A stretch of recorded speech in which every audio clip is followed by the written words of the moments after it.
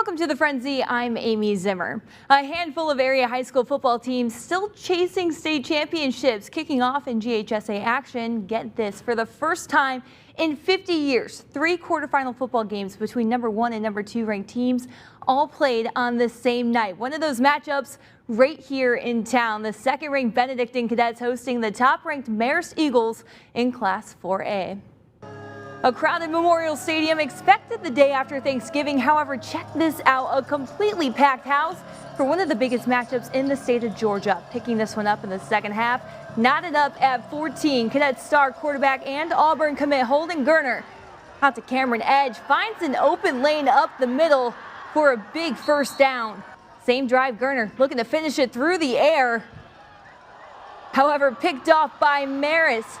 Cadets defense step up. It would not allow the team turn into a score as Bryce gets the big stop. Staying in the third, Gerner out to Zaquan Bryan, breaks left, steps on the gas. Looks like he could almost go all the way. Gets a big gain, Cadets fired up. Same drive this time. Gerner showing off the arm, steps back in the pocket. Check it out. Watch Justin Thomas in the end zone, the University of Georgia baseball commit, racking up quite the highlight reel on the gridiron. Cadets grab a 21-14 lead with the touchdown. Marist would make it a 3-point game. However, Cadets hang on to win 24-21 and will host next week's Final Four game. Down the road at Calvary Day School, the Cavaliers hosting Fellowship Christian in the Single A private quarterfinals. The Cavs entering the game ranked number 2 in the state and cruising 12-0. For the first time since 2014. This one a defensive battle. How about Cavs? Terry Simmons deflecting the ball, saying, "I don't think so," shaking his finger. A few plays later, the defense continues to shine for Calvary. In comes Barry Young with the big interception. Cavs fired up. Quarterback Jake Merklinger trying to get something going. However, Fellowship Christian not making it easy. Picked off, and the away team would turn it into a score, grabbing a 7-0 lead. Into the second quarter, just a few minutes before the half, Juwan Johnson comes up big for the Cavs. Check it out. On the scramble, here he is with a big interception. Fellowship Christian would go on and knock Calvary Day out of the state playoffs. 24-14 the final, ending the Cavaliers' perfect season, 12-1 overall. In Single A Public, the Metter Tigers into the quarterfinals and on a tear. How about a 12-0 record and have won every game by 12 points or more this season? Friday night, the team hosting Turner County. Our Dave Williams has their highlights. Well, Amy, for a second straight year, the Metter Tigers found themselves at 12-0 and in the Elite 8 of the Single A Public State Playoffs.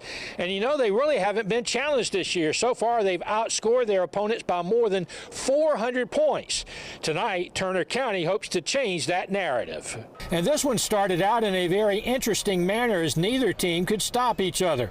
It all started on Metter's first play from scrimmage as Danny Cheeley takes the handoff, and yes, you got it, no one's going to catch him. He's touchdown bound.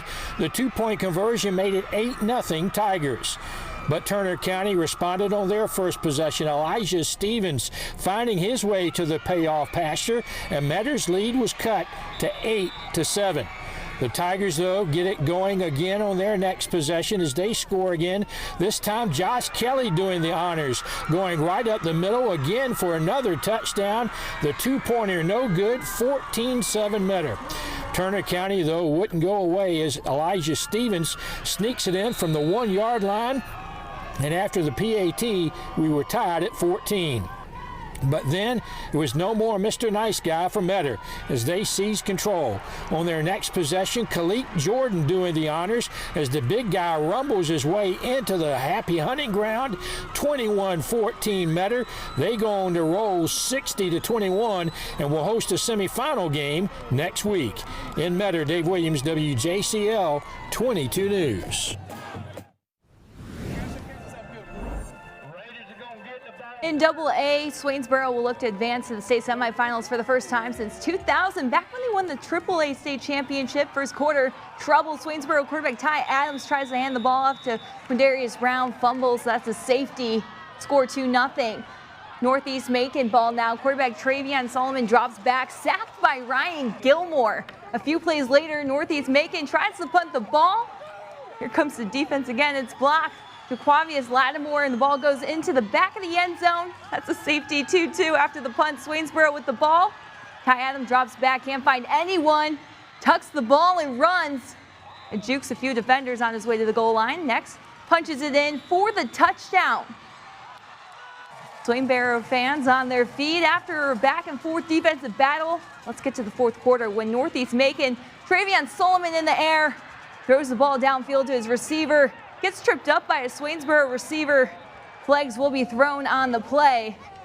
Pass interference is the call. Swainsboro looking to get going on the next play. Solomon with shuffle pass to the ball to Memorial Williams. Runs for a nice gain. Next one, Travion Solomon will punch it in for the touchdown. How about Swainsboro knocking off Northeast Macon 12-9 in double overtime with a 32-yard field goal. A lot more to come right here on The Frenzy. Stay with us.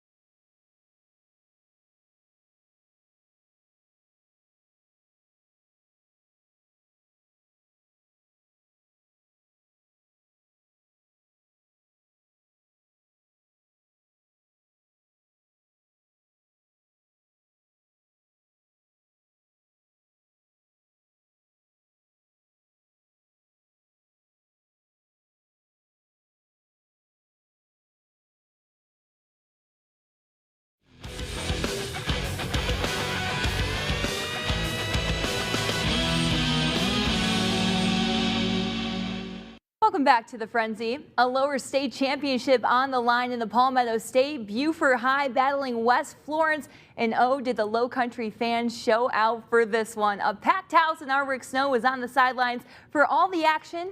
Has a recap. The lower state championship is on the line as the Buford Eagles host West Florence. Now the Eagle defense will have to be on its game to stop the West Florence ground game and earn a right to play for the state championship in Columbia next week. But the Knights came running the ball as Sean Goins, he turns the corner and finds running room, diving into the end zone for a touchdown to make it a 7-0 lead early. On the ensuing kickoff, Colton Ferris takes the short kick, breaks tackles to find running room, and returns it 30 yards deep into West Florence territory. Amari Morris takes it in from 4 yards out to tie the score at 7 and send the huge crowd into a frenzy. On the Eagles' next possession, Tyler Haley finds McLeod Reichel open over the middle for a 25-yard gain to set up the Eagles' next score. Once again, Morris gets the call. He takes it in from 7 yards out this time, and Buford had a 14-7 lead. In the second quarter, Sam Spence boots a 42-yard field goal for the Knights to cut the lead to 14-10. West Florence would then recover a surprise onside kick, but on the first play after that, James Dennison tips a pass, and John Asher Howell comes up with the interception and sets the Eagles up in great field position. Buford would add the touchdown and go on to a 42-10 victory, and will face South Point Thursday night at 7 o'clock in Columbia for the 4A championship. Rick Snow, WJCL 22 News. What a crowd. Okay, thanks so much, Rick. Meanwhile, in the Peach State back over in Belleville, Pinewood Christian hosting Westfield in the GISA semifinals. Pinewood up 12-7. Mick Wasson airs it out deep to Jade Bradley. A perfect strike straight to the house. The PAT no good. 18-7 Pinewood. However, Westfield answers on their next possession. Hunter Kirkley calling his own number. He makes it worth it. Calls his own number all the way to the pylon. Westfield was in 18-14. To the second half, Pinewood makes it happen the first time they touch the ball. Westfield punts it away and they reverse it to Jade Bradley. No one going to catch him. He's off to the races. Tiptoeing the sideline. See ya later. After the 2-point conversion, Pinewood led 26-14. Pinewood goes on to win it big, 32-20. The team advances to the state championship game next week in Macon.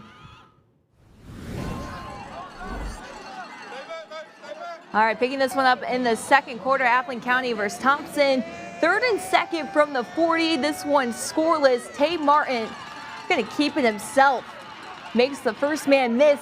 Finds real estate around the right side. Knocked out just right outside the end zone on the 5-yard line. Penalties back them up to the 15, but Tay Martin over the middle. Check it out to Ashton Perry. That's good for 6. Thompson takes a 7-0 lead. Thompson now driving again. Doesn't take long for them to get back in the driver's seat. 3rd and 10. Martin hits James Curry, but Jaden Moss makes the short stop on the first down. Bulldogs, they're going to be forced to punt. Appling answers with 90 seconds left in the first half. That was Jarvis Mims finding a seam and takes it to the house. This game tied up at 7. Appling County goes on to beat Thompson 21-7. All right, that's going to do it for our high school football action. Now keep in mind, tomorrow a huge night for college football right here on WJCL. We have Georgia taking on Georgia Tech. That game set to kick off at noon, of course. We'll have a complete recap then. Also, how about an out-of-state rivalry? Georgia Southern on the road up in Boone taking on App State. Our own Frank Slakowski making the trip, soaring with the Eagles, and we'll have a complete recap of that one. And then over in the Palmetto State, South Carolina and Clemson colliding. That one also set to be a good one. We'll have all those highlights and plenty more coming up right here on WJCL 22 News at 11. Again, that's going to do it for our high school football Frenzy Night playoff edition. Keep in mind, we'll continue bringing you these highlights every Friday night as teams continue to make the push all the way to a state championship game. Congratulations to all the teams moving on. Have a great night.